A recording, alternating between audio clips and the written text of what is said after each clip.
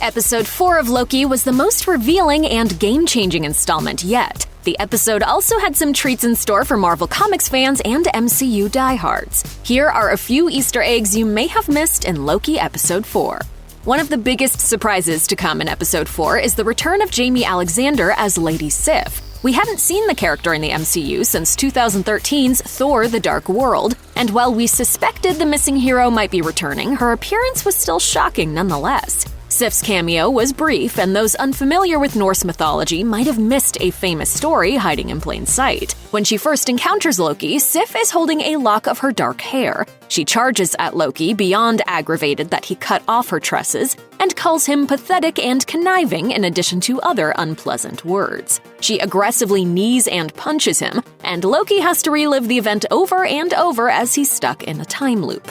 While it might seem like a storyline the Loki writers conjured up, they actually pulled it directly from the two characters' mythologies. In the Norse myths, unlike the MCU, Sif is known for her long golden hair. In the myths, Loki cuts off Sif's hair, which puts Thor, her husband, in a fit of rage. After his brother charges him with replacing her hair, Loki travels to Nidavellir, where Stormbreaker was forged in Infinity War, so the dwarves can create new hair for Sif out of gold, which would grow once placed on her head. We finally get a look at the Timekeepers in Episode 4 after their appearances were teased with TVA sculptures throughout earlier episodes of the series. When Loki and Sylvie are brought before them to be pruned, the Timekeepers give them a chance to speak. We don't get much out of these mysterious beings, although their disdain for the Loki variants is obvious. With the help of Hunter B-15, who's had her memories of her pre-TVA life restored by Sylvie, the Lokis are able to battle and defeat their captors, and Sylvie severs the head of a timekeeper, only to discover that they're just androids. Beyond disappointed, Loki and Sylvie are left wondering who created the TVA. Marvel Comics might have some answers. The Timekeepers first appeared in 1979's Thor number 282 and were created by He Who Remains, someone unmentioned during Episode 4. Also known as Him Who Remains, or more simply Him, this mystery being was the last director of the TVA who put the Timekeepers in place to oversee the organization.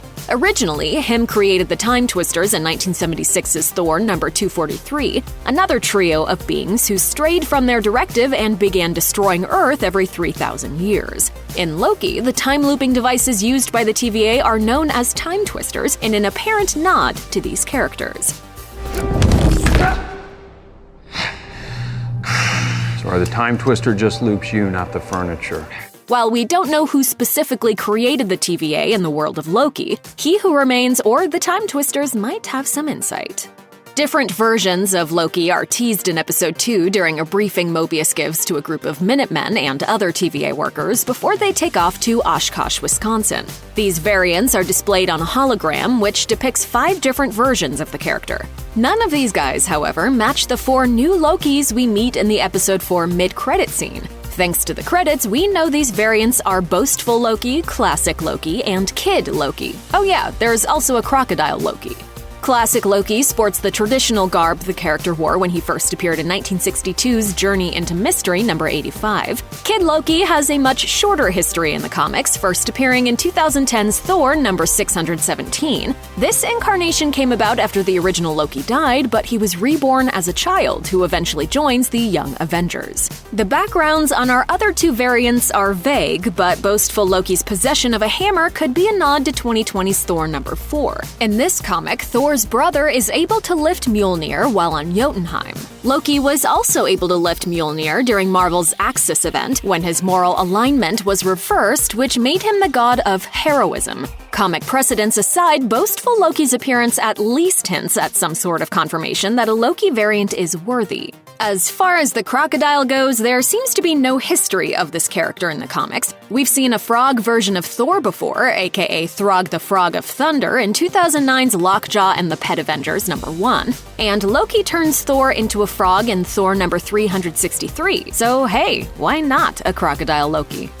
After Loki gets pruned, he winds up in New York City, where he meets his new variant buddies. Most of the focus in this scene is on the new Lokis, and while your eyes are drawn to a crocodile wearing gold horns, there's something major you might have missed in the background. Avengers Tower, previously known as Stark Tower, is looming in the distance, absolutely destroyed. We've seen the building take a beating before, but nothing like this. The new Lokis appear to be hiding out in another apocalyptic event, although this time it seems to have already happened, as opposed to previous episodes when the events were imminent.